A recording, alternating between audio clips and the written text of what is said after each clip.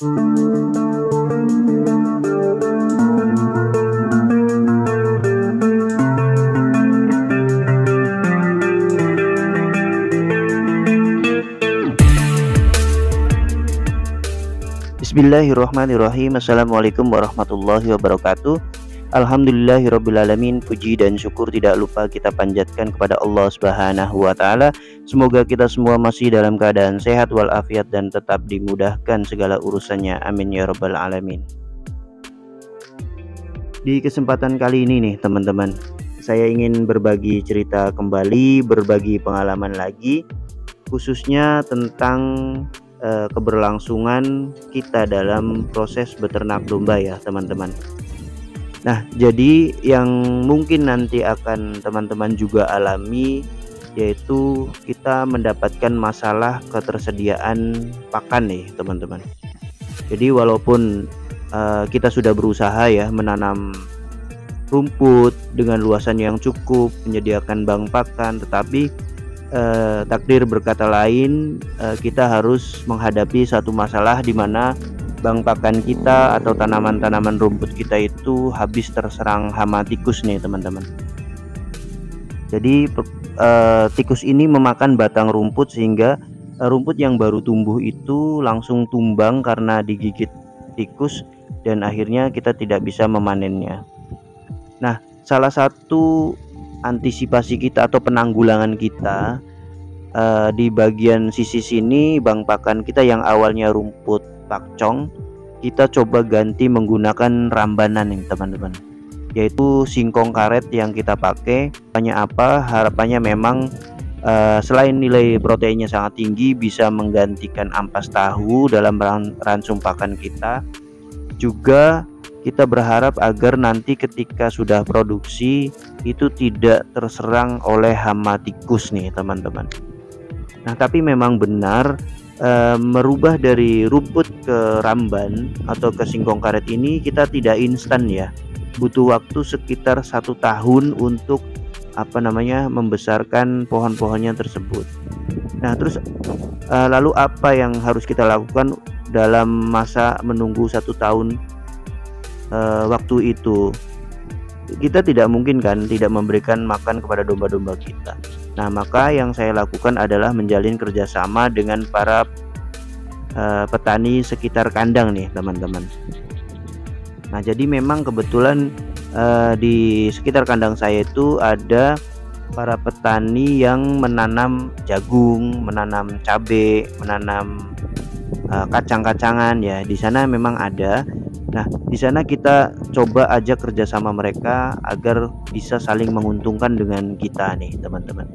Nah, kebetulan di dekat saya itu ada petani jagung, di mana di sana itu sedang melakukan proses panen. Nah, metode yang saya lakukan yang pertama adalah mengajak kerjasama petani jagung tersebut agar mendapatkan penghasilan tambahan, yaitu dengan menjual pohon jagungnya atau tebon jagungnya kepada kita. Nah, cara seperti ini kita bisa lakukan dengan cara mereka atau para petani jagung ini membawa limbahnya, membawa pohon jagung yang sudah tidak digunakan lagi itu ke kandang kita nih teman-teman.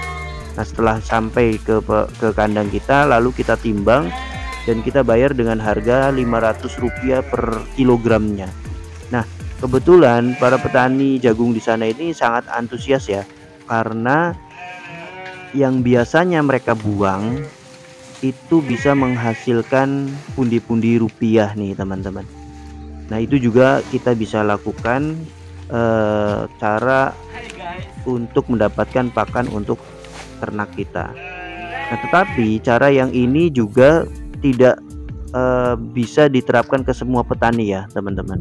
Jadi ada juga petani yang menolak. Karena apa? Karena memang satu mungkin jaraknya terlalu jauh untuk membawanya, atau ada masalah lain yang saya juga tidak tahu kenapa petani itu tidak bersedia. Maka teknik yang kedua atau cara yang kedua adalah kita bilang kepada para petani tersebut agar pohon jagungnya itu tidak usah dibersihkan, nanti kita yang bersihkan nih teman-teman. Artinya apa? Artinya kita nanti sewa orang untuk membersihkan lahannya, mengambil pohon jagungnya atau tebon jagungnya, lalu dibawanya ke tempat kita. Nah, kalau dengan cara ini, itu kita tidak melakukan pembelian ya, atau kita dapatkan secara gratis untuk ternak kita.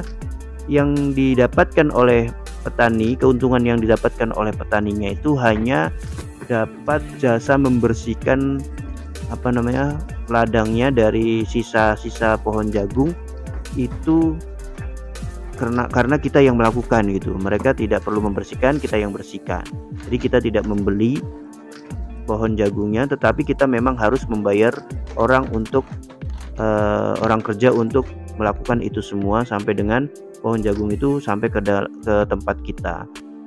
Jadi metode kedua adalah kita bersihkan pohon jagungnya, kita ambil dan bawa ke kandang, kita sewa orang, dan untuk petaninya sendiri kita tidak melakukan transaksi pembelian. Kira-kira seperti itu nih teman-teman. Ada juga metode yang ketiga. Kebetulan di tempat dekat kandang saya itu ada petani cabai rawit ya. Nah, saya bilang ke petani tersebut, kalau saja nanti bertaninya itu jagung, maka kita akan sumbang untuk bibitnya nih teman-teman.